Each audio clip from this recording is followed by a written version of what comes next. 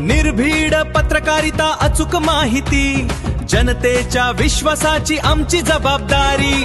Top news Pune, top news Pune, सत्याची साथ, विश्वासाची बात। गुंगीगुड्या वक्तव्यावरून महाराष्ट्रात राजकीय वाद, काँग्रेस राष्ट्रवादी कार्यकर्ते आमने सामने। नमस्कार, आपण पाहत आहात टॉप न्यूज पुणे। राज्याच्या उपमुख्यमंत्री सुनेत्रा पवार यांच्याविषयी काँग्रेसचे प्रदेशाध्यक्ष हर्षवर्धन सपकाळ यांनी केलेल्या कथित गुंगीगुडिया या वक्तव्यावरून राज्यातले राजकारण चांगलंच तापलंय। या वक्तव्याचा निषेध करत राष्ट्रवादी काँग्रेसच्या अजित पवार गटाचे पदाधिकारी आणि कार्यकर्त्यांनी तीव्र आक्रमक भूमिका घेतली आहे। मंगळवारी मुंबईतील कुलाबा इथं गांधी भवन इथे राष्ट्रवादी काँग्रेसच्या युवक कार्यकर्त्यांनी आंदोलन करत काँग्रेस विरोधात जोरदार घोषणाबाजी केली। तसंच हर्षवर्धन सपकाळ यांनी जाहीर माफी मागावी अशी मागणी करण्यात आली आहे। मात्र हर्षवर्धन सपकाळ यांनी माफी मागण्यास नकार दिल्यानं हा वाद आणखी चिघळण्याची शक्यता व्यक्त केली जाते आहे।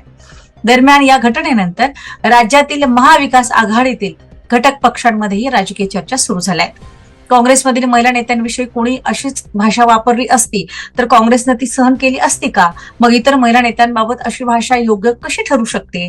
इंदिरा गांधी, प्रतिभाताई पाटील, सोनिया गांधी, प्रियंका गांधी अशा सर्व महिला नेत्यांचा अभिमान बाळगणाऱ्या काँग्रेसनं आज महिलांविषयीची राजकीय भाषा इतक्या खालच्या पातळीवर का आणली? महिलांचा सन्मान हा फक्त स्वतःच्या पक्षापुरताच मर्यादित आहे का? अशा प्रतिक्रिया उमटताना दिसत आहेत। महिलांबाबत अशा प्रकारची भाषा वापरणं योग्य नसल्याच्या टीका विरोधकांकडून करण्यात येत आहेत, तर काँग्रेसकडून या प्रकरणावर विविध प्रतिक्रिया उमटत आहेत। आता या वादावर काँग्रेसची पुढील भूमिका काय असेल आणि राष्ट्रवादी काँग्रेस कोणती भूमिका घेणार याकडे राज्याच्या राजकीय वर्तुळाचं लक्ष लागलंय। अशाच ताज्या, विश्वासार्ह आणि वेगवान बातम्यांसाठी टॉप न्यूज पुणे या आमच्या न्यूज नेटवर्कला लाईक, शेअर आणि सबस्क्राईब करा। धन्यवाद।